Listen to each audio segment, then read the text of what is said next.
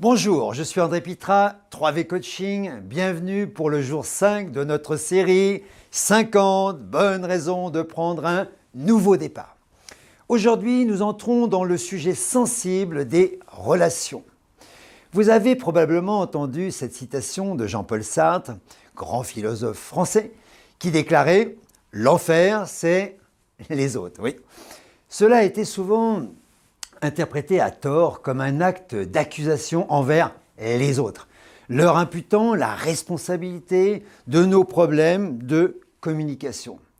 Sous-entendu, si seulement nous pouvions être seuls sans les autres, nous n'aurions aucun problème. Et en particulier, aucun problème de communication. Mais dès lors qu'une tierce personne rentre en jeu, les problèmes commencent. Mais rappelons-le, c'est une incompréhension, c'est un malentendu. En fait, ce qu'il voulait vraiment dire, et c'est pourquoi il a fait référence à l'enfer plutôt qu'à un mot plus léger comme problème ou difficulté, c'est que d'une part, la confrontation avec les autres nous oblige à révéler qui nous sommes vraiment, et avec nos forces, nos faiblesses. Et elle met en lumière certains aspects de nous-mêmes que nous préférerions cacher, et ce dont nous ne sommes pas si fiers finalement. Les autres, à cet égard, agissent comme un miroir, mais nous n'aimons pas ce que le miroir nous dit, et cela provoque un malaise. Mais d'un autre côté, nous ne pouvons pas vraiment vivre sans les autres. La plupart de ce que nous sommes ou la façon dont nous nous représentons se réfère à d'autres personnes, d'une façon ou d'une autre.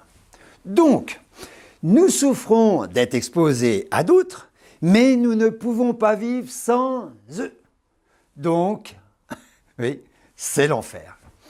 Mais en nous arrêtant là, nous passons à côté de ce qui est la véritable source de notre souffrance. Et ce faisant, nous passons également à côté de ce que pourrait être le moyen de l'éliminer.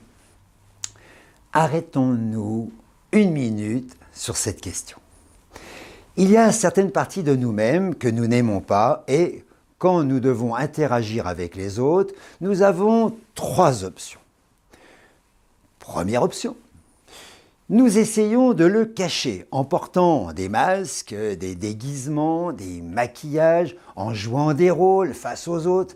Mais il en ressort un sentiment bizarre et nous vivons dans la peur permanente finalement d'être démasqués avec le sentiment désagréable d'avoir des relations fausses.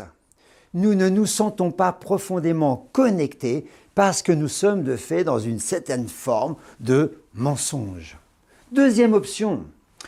Eh bien, nous tentons de nous cacher des autres en essayant d'éviter d'être en contact avec eux.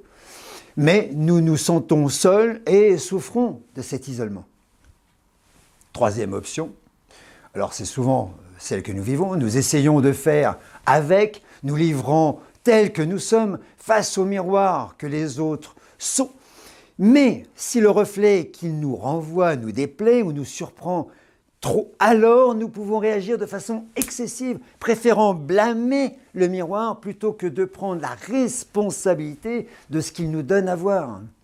Avez-vous déjà été pris au piège dans une de ces 3 situations? Première situation, où vous jouez un rôle, faire semblant d'être quelqu'un que vous n'êtes pas. Deuxième situation, construire des murs, des barricades autour de vous pour empêcher quiconque d'entrer dans votre espace. Ou alors, troisième cas de figure, blâmer le miroir, être agressif et réagir de façon excessive dans votre communication avec les autres. La plupart d'entre nous le font, plus ou moins. Et c'est ce qui rend notre vie sociale, notre vie familiale, notre vie professionnelle et même parfois notre vie intime si difficile, si compliquée. Mais la bonne nouvelle, c'est que vous avez le pouvoir de changer cette situation. Parce que le cœur de cette épineuse question tient simplement à votre capacité ou non à vous accepter vous-même, tel que vous êtes, bon ou moins bon. Nous avons tous nos belles qualités, mais nous avons aussi tous notre part d'ombre.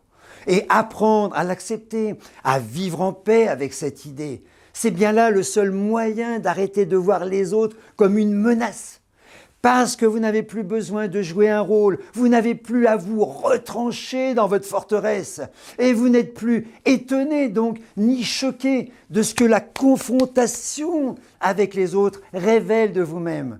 Vous le savez déjà et vous êtes en accord avec ça. Il vous suffit de prendre la décision d'être vrai avec vous-même, de décider de prendre tout ce qui vient pour ce que c'est-à-dire une chose qui est et avec laquelle vous devez vivre. Et de recevoir cela comme un véritable cadeau qui vous donne un peu plus d'informations sur vous, de votre situation, de sorte que vous pouvez en faire quelque chose et l'utiliser pour continuer à grandir.